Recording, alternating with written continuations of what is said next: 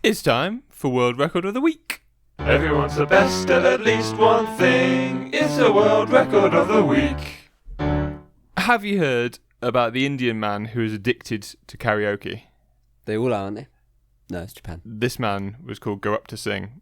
Yeah. And he was involved in the world record attempt at Little World Mall in Karjar, Navi, Mumbai. I don't know if that's how you say it, but in Mumbai anyway.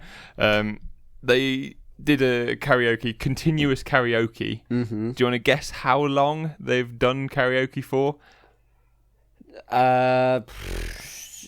96 hours. Close, but not close at all. 792 hours. 792. Not one person. This is revolving people. It's just there is a karaoke stage on, constantly being used for this What's that, time. like 30 days? Why not? Yeah, about that. So 3 would be 100. No, wait. 100 hours is like 4 days, isn't it? Yeah. So 4 times 7, 28. Yeah. Getting on for 30 odd days, yeah. So about a month of karaoke, and they were carrying on when the record was broken. They were going to go for 1,000 hours of continuous karaoke. What were they singing? All different songs? I can tell you there Same was song. more than 800 singers, which is not that many if you think No. about it, performing more than 9,000 songs. So Who's got that many songs on their Spotify? me, no, everyone has. Spotify's massive, isn't it? Oh no, downloaded. That's true. Data on that many That's songs. true. Yeah, you're rinsing your data. So they've got to get like people who've got work phones where you can just do as much data as you want. There was a record broken in Michigan, in a Michigan high school, by the Michigan High School robotics team. Do you want to guess what the record is that they broke? That's right. It's a toilet paper pyramid. That's what they broke. So I don't know why it took a robotics team to do this, but it did. They stacked toilet papers. They stacked toilet papers in a pyramid. With a robot? I guess with a robot. So they stacked 27,000 rolls of it. Do you want to guess how high it got? 28 meters? No. 16 feet. Which is not that high either, is it really? No, wide base. Yeah, it would have had to been to be... In which case, it's much easier to stack that many because you're stacking it on nothing. If you make a really wide base, you've stacked 1,000 before you've put any actually on top of each other. That's true, actually. Yeah, that's a good point. You could just... You could just have a really, really wide-based pyramid. And only as tall as... But the record is height rather than number. The record is height. Yes, the record is based on... Sorry, yes, that makes... Yeah, I forgot that as well. So, yes, the record is the highest toilet paper pyramid ever done. So Not that high, then. Not that high, no. Challenge accepted. Yeah, we can get some robots, can't we? I can make a robot. There was a record broken... This record is kind of pertinent for our podcast because it is a collecting record, similar to our sticker collecting. It is the record for the most number of baseball cards held by one person. Do you want to guess how many Paul Jones, 34 from Idaho, has? 48,000. More. 152,000. More. 600,000. More. No. 2.7 million baseball cards. Surely some of those have got to be swapsies. They've got to be swapsies, haven't they? Surely. Like, there's not 2.7 million baseball players. And why are you collecting swapsies? You swap swapsies. Maybe. But maybe he's got them all. He must have them all, hasn't he? Yeah. Like, if he's got 2.7 million, he better have them all. That must be all like the like mini baseball. What do you call it? Oh, minor leagues and stuff. Yeah, I don't know if they do baseball cards for minor league players. He's drawn his own. He's just made them. So maybe they do like special ones, don't they? Like gold cards, like shinies and stuff of the same player. So maybe he's got like loads of different versions of the same player. Possibly. Maybe that's how you do it. Different seasons. Yeah, and like different eras. Like it's been going for a long time, hasn't it? Baseball, 100 years maybe. So there must be a lot, but still, 2.7 million is ridiculous. Yeah. I don't know how you store that many. There's so many things. Paul Jones, he has Asperger's syndrome, and his parents credit baseball, the sport, and the collecting the cards as helping him to learn to read and count. Otherwise, I don't think he would have been able to. So it's actually really good for him. He goes to games quite frequently trying to get them signed by the players. Like a lot of the players recognise him now because he's always at games. Yeah. This is his passion. And when he's at games, he always wears a hat that says "Foul Ball Paul" on it, which relates to a story where he got hit in the head with a foul ball. I assume from not looking or something, but Looking at his cards. yeah, he's probably got so many. Ow. And another card. Oh, I've got double cards. But a nice story, I thought there. Our boy David Rush doesn't stop just because it's Christmas. Doesn't stop breaking records. Of course he doesn't. Of course he doesn't. He is addicted. Clearly, he broke 3 records over the festive period. Treated himself. Present. Why not? Yeah, well, one was actually a present to himself because one of his records was re-breaking a record that he'd previously held that had been stolen off him. Ooh. So he used to be the record holder for speed juggling in the shower pattern, which is the one where you kind of like pass one under and one goes over the top at the same time. Okay. So it's like do-do-do-do-do. So there's a lot of catches. Yeah. In what, like every time you do a throw, it's 2 catches effectively, so you can get very high numbers. So do you want to guess how many catches in a minute he did in that shower pattern? How many? Looks a bit like shuffling a deck of cards a little bit, the way your hands move. So how many could you do in a single second? Yeah. Maybe 10? Yeah. So I'm going to say 600. You are incredibly close. It was 586 catches. So yeah, he's doing about 10. So it's about 5 rotations effectively because you're doing 2 catches per rotation. Yeah.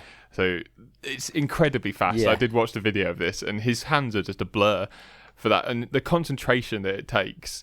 I know, like, he is an incredible juggler clearly, but even so, it's still very, very difficult. Michael Ferrari was the guy who had taken the record off him. Yep. And the previous record that David Rush had was 556. And Ferrari got 558 to break the record. But David Rush had just smashed it. Like 586. He's put 30 on it. Yeah, there's That's ridiculous. No one's catching him again now. But growth mindset, that's what he says. He also broke the record for a different pattern. I didn't write down what it was. I think it was... it began with a C, a different pattern of juggling, which he already had the record for. Just broke it again, just smashed Why it. not? You've got the Guinness people out. Yeah, may as well, haven't you? Yeah. It doesn't count as another record though. So So whoever attempts it only has to beat his previous. Yeah, it is a world record, I suppose, but it doesn't count for him as breaking another world record in that year. Yeah, which was one of his targets, was to break 52 records in 52 weeks. Luckily, though, he broke some more. So he broke a record for the most number of tennis balls caught while standing on a balance board in 30 seconds. So a balance board is like a circle, like a cylinder with a board on top, and you just have to sort of stand still. It's quite difficult. We watched him do a couple like this, didn't we, with the kiwi slicing and stuff. He had to catch the tennis balls with alternate hands, so one-handed catches all of them. And you drop the ball. I guess you drop it, yeah. You must do, yeah, because he was catching more. Do you want to guess how many he got in 30 seconds? I'm going to say 45? 67. 67. Yeah, it's pretty good. Like, more than 2 a second. You got to be catching bang, bang, bang, bang, bang. But only 30 seconds, so they're not got to keep the brain on for quite as long. So yeah. True. And then his final record, to break the 52 records in 52 weeks that he'd set himself, is very pertinent to this podcast because he caught a number of frisbees behind the back in an hour. Do you want to guess how many he caught behind his back in an hour? Like, I don't know, probably like 10. That was enough. Yeah, because he's never played it before. So Guinness set him a target, as they do with him quite frequently, because he tries to break records that haven't been set. Yep. The target that they set him was 1,400. 1,400. Yep. In an hour. In an hour, which is how many a minute? It's so difficult to do the maths. So 1,200 would be 20 in a minute. Yeah. So it's just over 20 in a minute. 23 in a minute or something like that. Yeah. So 1 every 2 seconds. Roughly. About, yeah. Whoa. It's a lot, isn't it? That's real tough. And I can tell you he broke it. Do you want to guess how many he broke it by? 1,400 was what he was aiming for. Yeah. 2,100. Again, very, very close. 2,173, Ah, which is ridiculous. that's ridiculous. Now that we've done the maths, that is incredible. Yeah. So he's doing like 2 every 3 seconds, effectively, for an hour. Yeah. Is that right? Have I done the maths right on that? That seems crazy. Ben's going to check it because he's going to get the calculator out and crunch the numbers, see how amazing David is. A few moments later. So he's doing 2 every 3 seconds, effectively, isn't he? Yeah. Yeah, it's almost exactly that. Yeah. Amazing. It is an amazing record to have broken. To do that for an hour, like, we've played Frisbee. We've played Frisbee a lot. I wouldn't do that for an hour. No, I couldn't. No, I don't think I could. I don't think I could keep the concentration to do it. Like, somebody's going to have to be throwing them, like, That's accurately true. as well for That's an a hour. pretty good thrower. Yeah, I don't know how... They should get some credit on this They record. definitely should. This is definitely a pairs record, and I did not get the name. The name of the pair was not published, so David's got it. And Maybe they don't- use a machine, like a calibrated machine. like Carball. He's a machine. There's one more record, though. Although David was amazing, he doesn't get World Record of the Week because there is one more record that is unbelievable.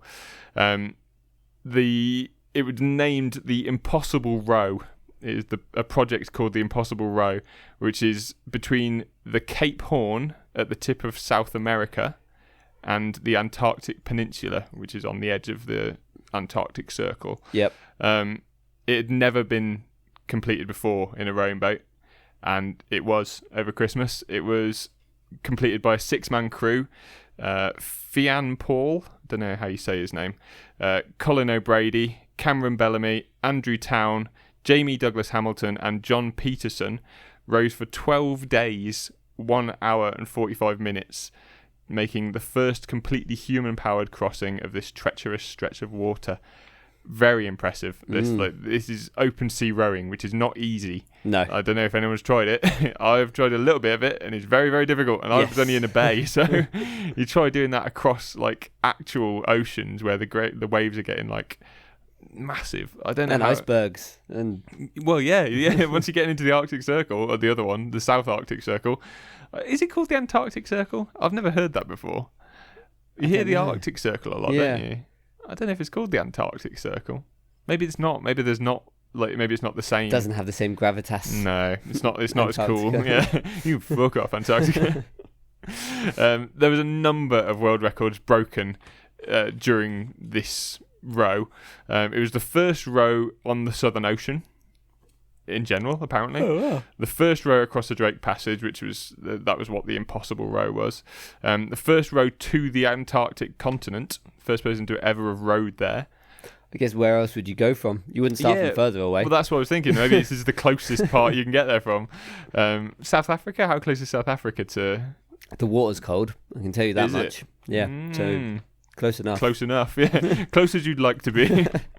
It also broke records for the southernmost start of a rowing expedition. So I guess that must be the southernmost tip then, I guess of the world. The southernmost latitude reached by a rowing vessel, makes sense. The youngest person to row on the Southern Ocean, which one of the other records it said was the first row on the Southern Ocean, so of course it's the youngest person. That's And the ridiculous. oldest. And both the youngest and oldest. And yeah, that is the next one. Fian Paul is the oldest at 39 years old. To be 39-year-old and doing this is quite impressive as well, isn't it? It was the first ocean rower to complete the Ocean Explorers Grand Slam. That was Fian Paul. That is rowing on all of the different oceans in the world. That's cool. And he's the first person to have ever done that. Again, that seems crazy. Yeah. Like, there's only 5 of them. How hard can it be to just go out and row for a little bit and then row back? Yeah, I could have done that. when you said it was the expedition starting from the most southerly point, I wonder if there is a more southerly point, I don't know, bottom of New Zealand or something, Oh, yeah. and somebody's just gone out on a little dinghy and back.